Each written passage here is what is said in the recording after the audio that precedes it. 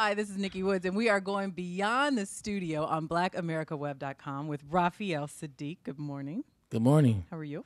I'm great. Now, I just have to say, you have set a world record in the Red Velvet Cake studio. I don't Yeah? think Tom has ever given 3 sets to eight. I don't think Tom's given 2 sets to anybody, and you got 3 this morning. So We did 3 sets? yeah, technically you took up three segments. Oh, okay. That's how you look at it. Okay. I was looking at the sets when we stopped and played, so it's actually 3 sets. Yeah, you did radio sets. Right, okay, I got you. So Well, we go back with Tom, like you said, I did no, I'm his talking first. like Smokey. I'm talking like Charlie Wilson. Like I said, we go back with him. But then, like, no. I guess we did his first actual, Yep. jam. Yep. So, and I remember the carpet, it wasn't as fancy in that place. This is fancy. That was over in the ABC Yeah, studios. Oh yeah. wow. What album was that when you did that? That was the Tony's record, Sons of Soul. All right. Well, tell me about the new album. The new album is album full of ideas that I've had in my head. Just sort of a dream. I don't even have ideas like certain sounds, but I just felt like I wanted to make some music that would be around for a long time, and has some sounds of reminiscence of Motown and Stax and people like that who made music in the '60s, and I felt like it was a need for it to put inside of films. Mm-hmm. And that was my initial thought, because I didn't think radio would get it in the beginning, but I just really wanted to build on that, So I kind of took one on the chin for music, So tell me, because yesterday when we were doing sound check, you were walking around saying you were a producer, you were a producer, you were a producer. Do you see yourself more as a producer or more as an artist, or a really great combination of the two? Yeah, really great combination of the two. I just feel like like an analogy in sports. If you play basketball, if you're on the court, you should be able to shoot from everywhere on the court. And I felt like that about music. You should be able to do everything. You should be able to sing, perform, produce. It's if this is your career, if you made the sacrifice to be, in music, you should know how to do everything.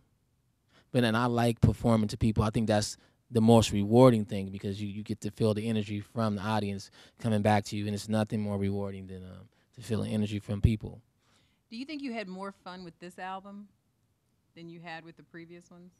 Oh, I had more fun with this album than any album I ever You can tell did. just when you perform. Like I've seen you perform off your other albums, and you just look like you're having fun. Yeah, this has been it. This is like I've sort of found my niche. Not saying that my music will stay like '60s like all the way, but it will always have that shine to it. It's always had it. If you go back and listen to it, always did something like it a little bit. But this time I just said, I sort of found myself. It took me three records and then the whole career to get to this point, but it takes that sometime. So, and you're producing other people. Mhm. You're working with a lot of other people. Who has been like the most difficult person to work with that you've produced? Difficult. I've been very lucky. I haven't had the difficult people. I don't even remember their names. I remember I worked with this one guy. He was from where was he from? He was from, I think he was from Sweden, wherever they make Volvos at. Is that Sweden? I don't know. I have no idea. Is that Sweden? Wherever. This dude was like he was really feeling himself.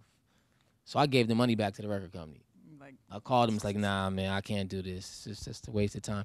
He was probably the most difficult person. But everybody else, because All I guess artists an have- artist has to come to you, yeah. and in one sense, I guess you have to kind of know their style and Yeah. how they work. But they kind of have to be like clay and say, mold me, Well, not really. I like to work with artists that really know who they are, and then I have to and then you I have adapt to their join the style? band. I feel like Ah. a band. I don't look at myself as a producer. I use myself as a band member. That's the best way to do it. I just act like I'm a band member. Once I'm producing you, I just play like I'm in your band, and we just cater something to you, because artists have egos, and as a producer, I have to. I'm an artist too. You can't use your ego. You have to let them have the ego, and you just come in and take all the hits. They don't like something like Erykah Badu. When she come into the studio, she's Erykah Badu. Right. She wants to come in your studio and take a pen and start carving in your wood in your studio. That'd be can't do that. But You ain't pay for that. no, but she's like a real true artist. Right. So when she comes in, you have to lay out the carpet for Erykah Badu and become just a producer, and whatever she wants, you got to give it to her, and that's the job as a producer to give what she wants, and then you get what you want too. So how's the album doing? I know you've been touring a lot. It's doing great. you know, it's picking up. Sales are picking up. A couple of articles in Billboard is coming out. They're saying that it's, you know, it's growing. The sales are My up dad was so funny. 90%. I sent him a copy of the CD. He's like, I've never heard of him before. When did he come out? I was like, he's a new artist, Daddy. He thought you came out like back in his day. I was Right? like, Yeah. "No, Yeah. I hear a lot of new." people say that. They go like, "Wow, this." You know, I mean, that's been the fun thing of watching people discover the music, discover Mhm. me, and my career has been going like that for a long time. But now I'm really trying to connect the dots, Trying to bring it full circle. full circle. What happened with Lucy Pearl? I Nothing. was heartbroken. Why didn't you guys do another album? Well, we were supposed to do like one album and do this tour, like this, you know, traveling Wilburys type of thing. But you know, uh, Dawn, she wanted to do her solo album, so she was with In Vogue. So we had to honor that, and she left and did a solo record. So that's when I went and did Instant Vintage. So that's why we basically only did one album. And Tony, we're gonna have a full scale reunion. But I doubt it very seriously. I doubt it. Really? Why not? I mean, you can go be me and be in the group. I mean, I just don't think we will. No, I could not be you and be. I could never wear that. I mean, you know, we're family. I'm sure one day we'll, you know, play music together, but you know, it just may not be on the platform of a summer reunion. I just, you know, I don't know about that. But you are also branching out into other things. Right. Yeah, sitcom, TV sitcom. Sitcom, yeah, into television. Yeah, we have a sitcom called Love That Girl. We just shot 4 episodes. Tatiana is Ali is the lead, Tatiana Ali. and Bentley Evans is one producer, and myself and a guy named Trent Gums. And we all sort of grew up together. And Bentley is the creator of the Jamie Foxx show. Right. And he wrote for the Martin show. He was on the shows too. And we came together because I have this huge warehouse. He was like, "Man, you should partner with me, and we should, you know, like, do some shows." And I'm like, why are we waiting on anybody? Why to greenlight it? We should just do it ourselves. And we shot 4 episodes, and it came out really good. So like next week we're going to the press. Going to pitch. We're going to pitch. And pitch, you know, finish. They'll finish. It's all done though.